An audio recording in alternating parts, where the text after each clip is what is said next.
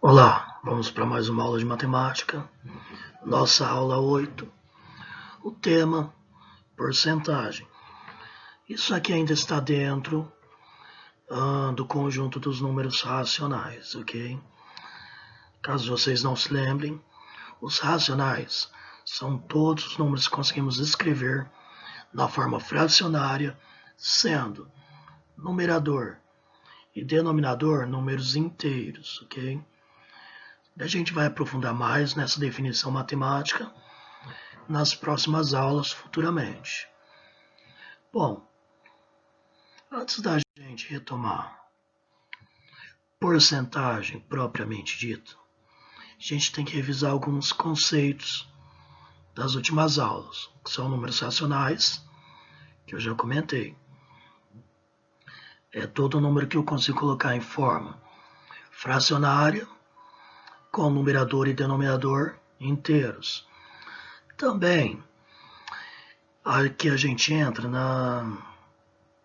nos números com vírgula. Todo número que é escrito com vírgula e ele não está na forma simplificada, ele pode ser um número racional, ok? Pode ser ou pode não ser. Lá mais para frente vocês vão aprender os irracionais, que também são números com vírgula, só que eles têm uma diferenciação entre os racionais e os irracionais. Portanto, como que eu defino os números com vírgula racionais? Os que têm vírgula e eles têm um limite, eles vão parar em algum momento, ok? Vamos pensar dessa maneira por enquanto. Então, números com vírgula.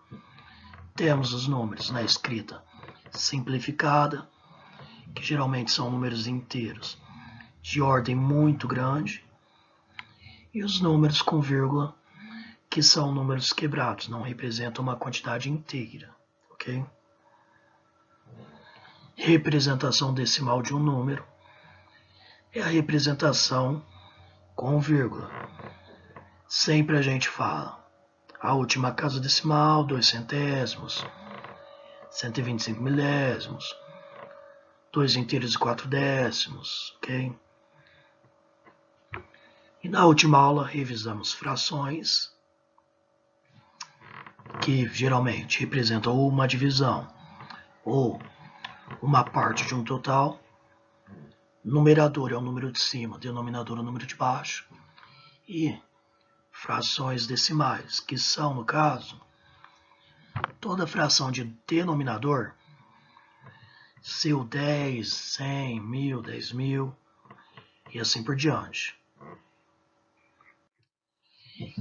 Entramos então na porcentagem. Iniciamos agora. O que representa porcentagem? O que significa porcentagem? Porcentagem é uma fração decimal, com o denominador 100. Então, de todas as frações decimais, aquelas que o denominador é 100, é uma porcentagem, ok? Então, o que significa essa porcentagem? Se eu tenho um todo, um total, e eu divido ele em 100 partes, a minha porcentagem é quantas partes eu pego. Falando de outra maneira, de cada 100 é o quanto que eu estou pegando. Vamos ver o exemplo aqui do 30%. 30% representa 30 em cada 100.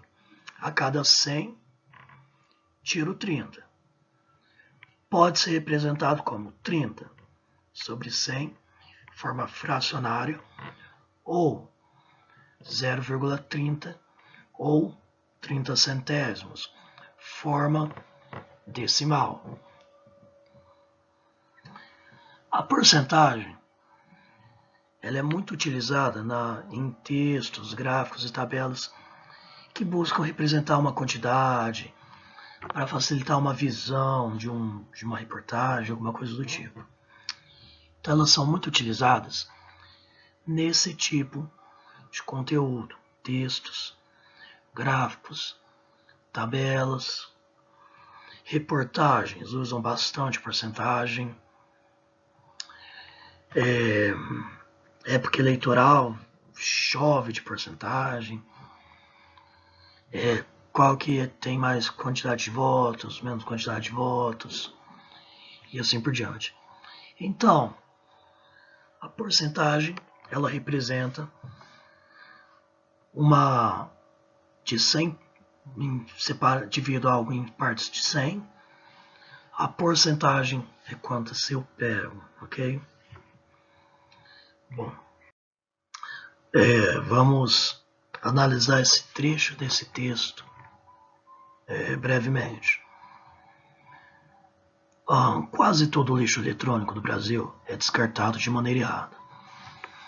No final, sobram 44,7 milhões de toneladas de lixo eletrônico todo ano, o equivalente a 4,5 mil torres Eiffel. Apesar de um estudo com números de 2016 ter demonstrado que o reaproveitamento do material descartado naquele ano poderia render 240 bilhões de reais em todo o planeta, apenas 20% do lixo eletrônico do planeta é reciclado.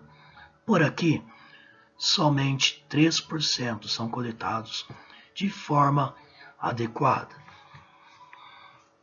Esse texto aqui está falando um pouco sobre o lixo eletrônico descartado de maneira errada no Brasil e um trechinho no mundo. Antes da gente avançar, observem que esse texto possui alguns números com vírgula. Então vamos retomar um pouquinho. Eles estão escritos na forma decimal ou eles são na forma simplificada? 44,7 milhões. Então, na forma simplificada, 4,5 mil, forma simplificada. Aqui eu também tenho outro número sem vírgulas na forma simplificada, 240 bilhões.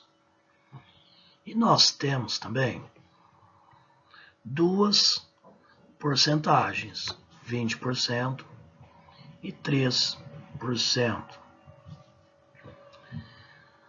Vamos fazer o nosso estudo da porcentagem baseado nesses dois valores, primeiramente.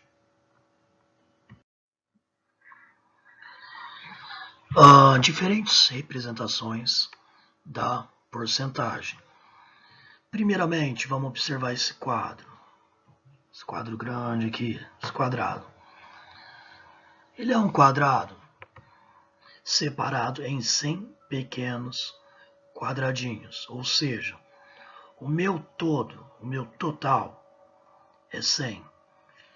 20% representa 20 de 100.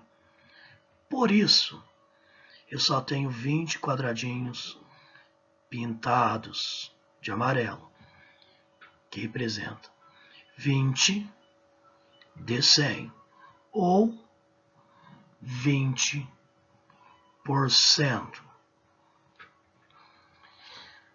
A escrita percentual é essa aqui, 20% com aquele símbolo de porcentagem, ok? Esse é o símbolo de porcentagem. A escrita fracionária, como é uma porcentagem, toda vez meu denominador vai ser 100.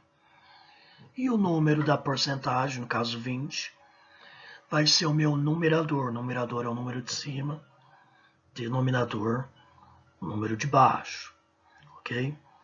Não se esqueçam disso.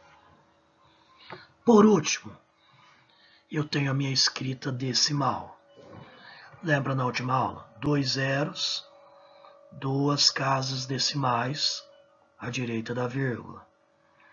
Então, meu 20% seria 0,20.